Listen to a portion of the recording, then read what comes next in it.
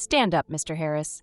The officer's voice cut through the silence. He stood slowly, rough hands bent back, a worn black pin stitched to a faded jacket. No one noticed, just another homeless vet. He had spent the night under the overpass by Union Station. Third arrest this month. Charge, loitering, public disturbance. Outside, Chicago froze in the grip of January. Inside, the courtroom reeked of mildew and burned coffee. The prosecutor barely glanced up, but when the judge opened the file and read the name, she stopped breathing. Harris, John, born March 6, 1978, 10th Mountain Division, Afghanistan, 2009. The words caught in her throat. Her fingers froze. Something had just awakened. And from that moment, everything changed.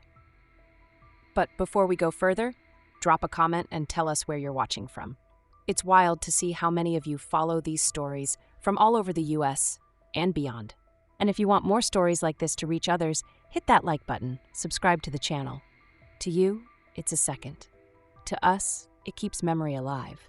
Now, this isn't just the story of a man who fell, it's the story of a name that should have never been forgotten.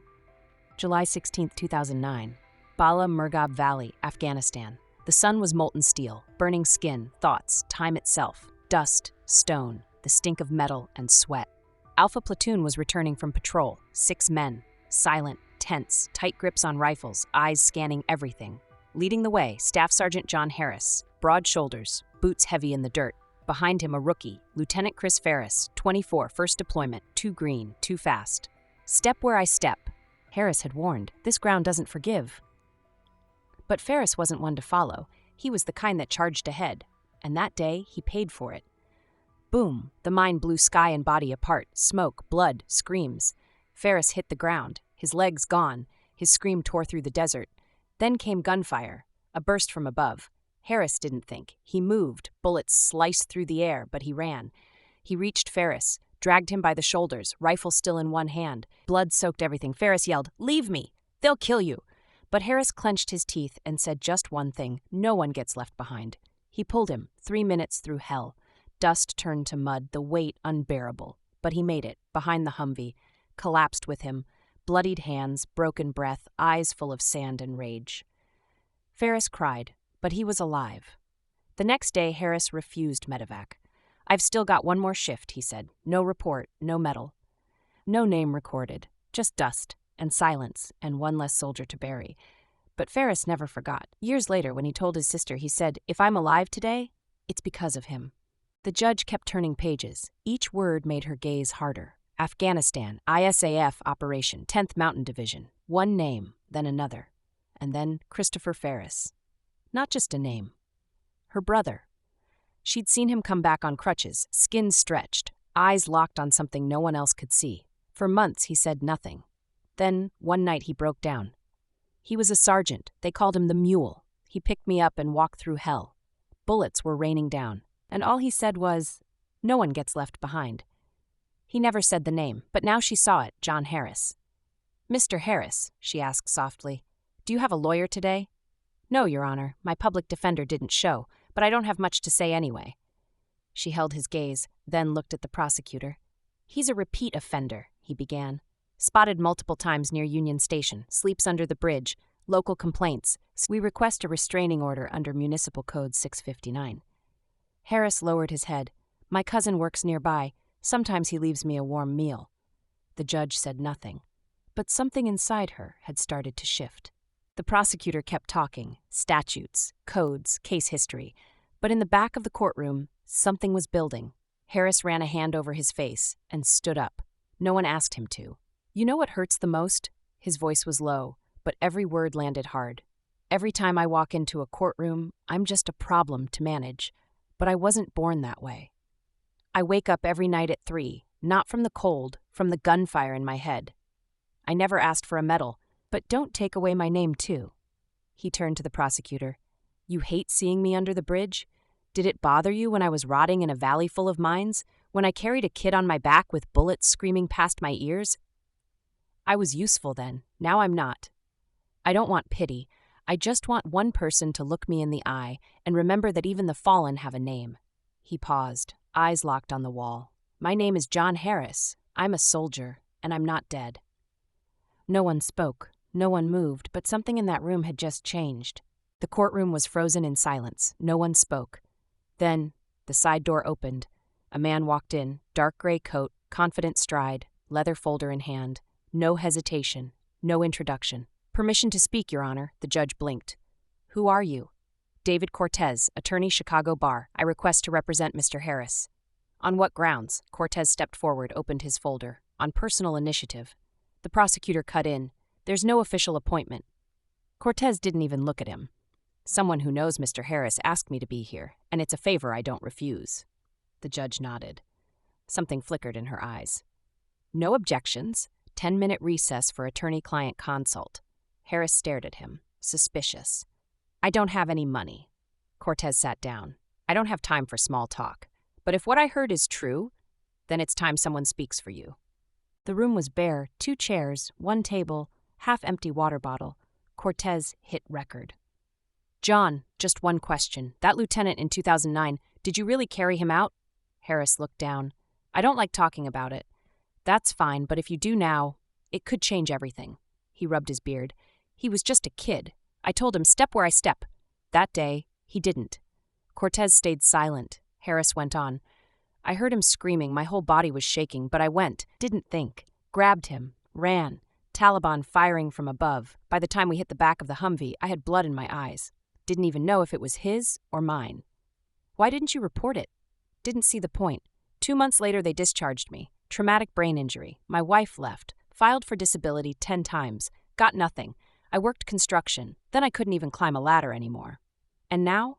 Now, I survive. 1 night at a time." Meanwhile, in her chambers, Judge Ferris opened a drawer she hadn't touched in years. Inside, a yellow envelope. "For my sister. Don't read right away." Her brother's handwriting.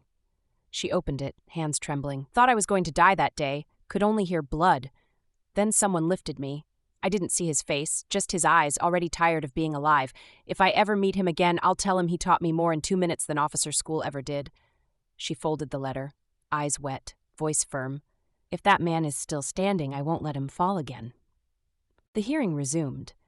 But the air was different. Everyone could feel it. Something rare was about to happen.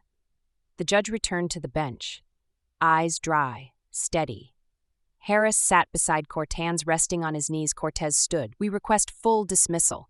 My client wasn't loitering. He was surviving. He disturbed no one. He simply sought a place not to freeze to death." The prosecutor jumped in. "Occupying public space causes social alarm. Personal hardship doesn't override the law. Otherwise, anyone could claim exemption." He didn't finish. A voice rose from the back. "I was there." Everyone turned. An older man stood. Green jacket, alpine cap, cane in hand. He stepped forward. Each movement was a statement. "I was in Bala Murghab. I saw it happen. We all did." A murmur spread. Harris picked that lieutenant up like he weighed nothing and walked through fire. 3 minutes. No cover, no orders. Just him. And one phrase. "No one gets left behind. I've never forgotten it." Harris didn't move, but his spine straightened, quiet, slow. The judge watched him, and for the first time, the whole courtroom saw a man. Not a defendant, not a homeless vet, a name, a story, a witness who never fell. The judge closed the file. She rose slowly. "Court is in recess. 30 minutes. No explanation." But everyone understood. When the doors reopened, it wasn't a courtroom. It was a hall full of eyes fixed on one man. 3 soldiers entered, a colonel, a master sergeant, and a young corporal holding a box. The crowd stood, not out of routine, but respect. Harris remained seated, hands calm, like waiting for a familiar order. The colonel stopped in front of him, spoke clearly, without distance. "Staff Sergeant John Harris. Following the reopening of records from July 16, 2009, and first-hand testimony from those present, you are hereby awarded the U.S. Army Soldier's Medal for Valor for saving a fellow soldier's life under enemy fire, without orders, without cover. You did it because it was right." The corporal opened the box. The medal shimmered against the velvet. No applause, no anthem, just silence. Harris took it, hands slow, eyes fixed. "I didn't do anything special," he whispered. The colonel met his gaze. "Exactly why it was." The judge returned. "With the new evidence presented, this court dismisses all charges, in full. No penalties, no fines, only what should have been granted long ago." No one clapped, but a man in the front row lowered his head. A woman wiped her tears with her sleeve, and a young MP at the back saluted. Stillness filled the room. Not empty silence, but the kind that heals. Because finally they saw him.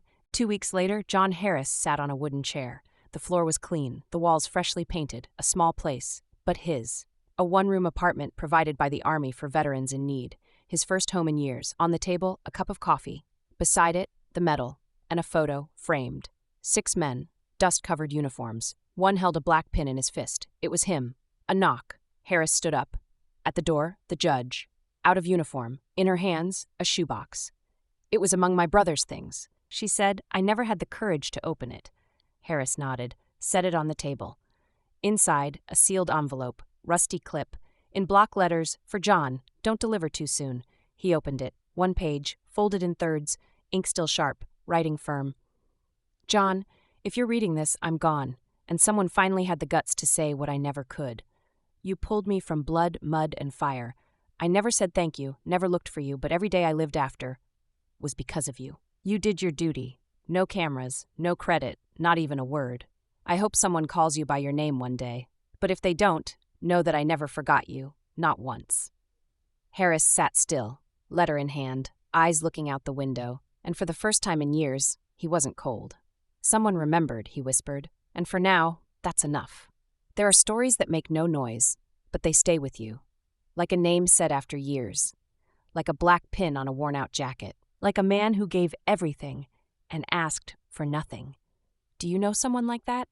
A veteran, a teacher, a grandfather, a father. Someone who passed through life quietly, but without them, you wouldn't be here. Drop their name in the comments. Give them the space they earned. Tell their story. And if this one moved you, like, subscribe, and share it. Because real greatness walks in silence.